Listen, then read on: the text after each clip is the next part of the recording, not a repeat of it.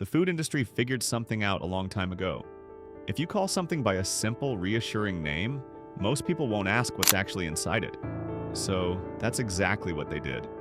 Today we're going through 6 of the most common ingredient names on grocery shelves right now, and we're going to show you what's actually hiding underneath them. Some of what we found surprised even us. These aren't obscure products either. They're things sitting in your pantry, your fridge, your kid's lunchbox right now. Before we move on, please take a moment to subscribe to the channel and like the video. Number 1, natural flavors. There's one ingredient that shows up in almost every processed food you own, and the label just calls it 2 words: natural flavors. Sounds simple, right? It's not.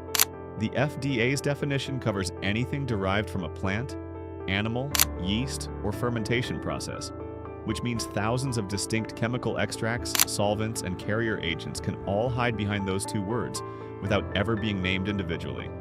There's an entire industry built around this called flavor houses, companies that exist specifically to engineer taste. They can build a strawberry flavor from 50 different compounds, some of them chemically identical to synthetic versions, and the whole cocktail gets filed under natural flavors on your label. You have no idea what's actually in there. Take Tarula yeast. It's a flavor booster that works just like MSG, driving that savory punch you taste in snacks, soups, and seasoned meats.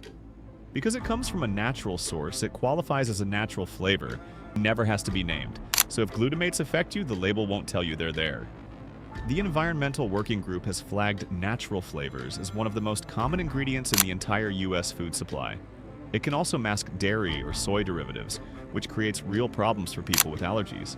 And because the name never changes even when the formula does, manufacturers can swap out compounds inside a product without touching the label. You'd never know. If you see natural flavors on anything and you react to MSG or common allergens, treat that term as a warning. Single ingredient foods don't need flavor chemistry to taste like what they are. Number 2, spices/spice blend. Spices sounds like your grandmother's kitchen. A jar of paprika, some black pepper, maybe a little cumin. But on an industrial food label, spices or spice blend is a legal container that can hold things that have nothing to do with your spice rack. The FDA lets manufacturers group all their spices under one word, and sure, part of that protects their recipes. But the same exemption gets used to fold in anti-caking agents, flow agents, and flavor-boosting compounds that technically derive from spice extracts. You never know they were there. Hydrolyzed vegetable protein is a good example. It's a known free glutamate source, meaning it works just like MSG in your body, and it can sit inside a spice blend declaration without ever being named. Same with certain yeast extracts. The product just says seasoned with a blend of spices, and that's the end of the conversation. You'll find this in taco seasonings, dry rubs, instant soups, and fast food meat seasonings especially. That intense, can't stop eating it savory punch you're tasting? A glutamate compound is likely driving it, and the label gave you 0 indication it was there. A 2024 food additive report found over 130 routes by which glutamate-related compounds can enter food products, and only a fraction of those routes require any label disclosure at all. Spice and seasoning blends are one of the biggest unregulated entry points. Number 3, caramel color. Caramel makes you think of sugar melting in a pan, warm and simple. But the caramel color in your soda, your bread, your soy sauce is a completely different thing, made through a completely different process. There are 4 classes of caramel color, class 1 through class 4, and each one gets produced by heating sugar with different reactants. Classes 3 and 4 use ammonia or ammonia combined with sulfites, and those are the versions most commonly used in colas and dark sauces because they produce a stable, deep brown color at low cost. That ammonia process creates a byproduct called 4-methylamidazole, or 4-MEI. California lists 4-MEI as a possible carcinogen, and the Center for Science in the Public Interest has petitioned the FDA to ban the ammonia-processed versions. Your label just says caramel color. No class number, no process disclosure, nothing. And you're not getting this in tiny amounts. Caramel color is one of the most widely used food colorings in the world, showing up in dark beers, colas, soy sauce, gravies, and many condiments. If you eat those products regularly, your exposure adds up across the day. The FDA reviewed 4-MEI and didn't issue a ban, but that review looked at single product exposure, not what you actually accumulate across a full day of eating. No label tells you which class is in your drink, and there's no requirement that it ever will. Number 4. Enriched flour. Enriched sounds like a good thing, like the flour got better somehow. But enriched flour starts as stripped flour, and the enrichment is just a partial patch job on what the milling process already destroyed. When wheat gets milled into white flour, the bran and germ get removed, taking the fiber, B vitamins, iron, magnesium, and zinc with them. What's left is mostly starch. Enriching means adding back 5 or 6 synthetic nutrients to hit a minimum regulatory standard, but dozens of nutrients that were stripped out never come back at all. And the ones that do come back don't always work the same way.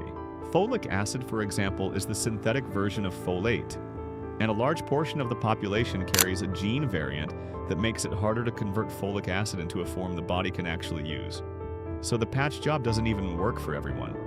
Beyond the nutrient math, enriched flour is also where propionate preservatives tend to sneak in. Bread made with enriched flour often contains calcium propionate to extend shelf life, but it can also enter through terms like cultured wheat flour or starter culture, which sound artisanal but function as delivery vehicles for the same preservative. Research has linked propionate exposure to behavioral effects in children and metabolic disruption in adults. Number 5. Modified food starch. Modified food starch shows up on labels for baby food, salad dressing, frozen meals, you name it. It sounds technical and boring, like a minor detail. It's not. It starts as a real starch, corn, wheat, potato, or tapioca, and then gets treated with acids, bleaching agents, or cross-linking chemicals to change how it behaves in food. The manufacturer picks the treatment based on what they need: thickening, stabilizing, keeping a sauce from separating, or holding texture together after freezing. None of that process shows up on your label. The source matters too, especially if you have celiac disease or a corn allergy. Modified food starch in the US comes most often from corn, but it can come from wheat, and wheat-derived starch can carry enough gluten residue to cause a real reaction. The FDA only requires disclosure when wheat is the source, so every other origin stays invisible. Beyond allergens, modified starch is how manufacturers make cheap products feel like something better. That low-fat yogurt that somehow feels creamy, that thin sauce that coats a spoon like it's rich, that's modified starch doing the work that real cream or actual ingredients would normally do. It adds volume, cuts cost, and the label treats it like a footnote. Number 6. Artificial sweeteners. Artificial sweeteners were sold as the solution to sugar. 0 calories, no blood sugar spike, safe for diabetics.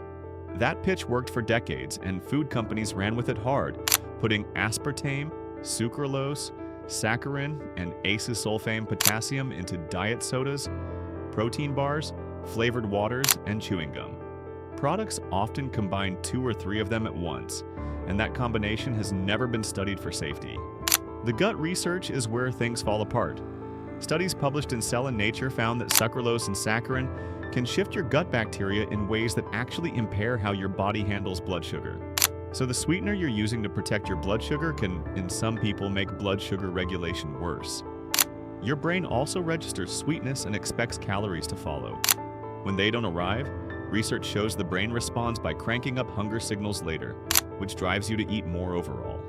The WHO reviewed over 280 studies on this and issued a 2023 advisory recommending against non-sugar sweeteners for weight control, citing increased risk of type 2 diabetes and cardiovascular disease over time. That's a major reversal from 40 years of official reassurance. Every term we covered is legal, approved, and sitting on shelves right now. The problem isn't that these ingredients exist, it's that each one is a single word covering a process you're not being shown. When you stack several of them in one product, you've lost track of what you're actually eating.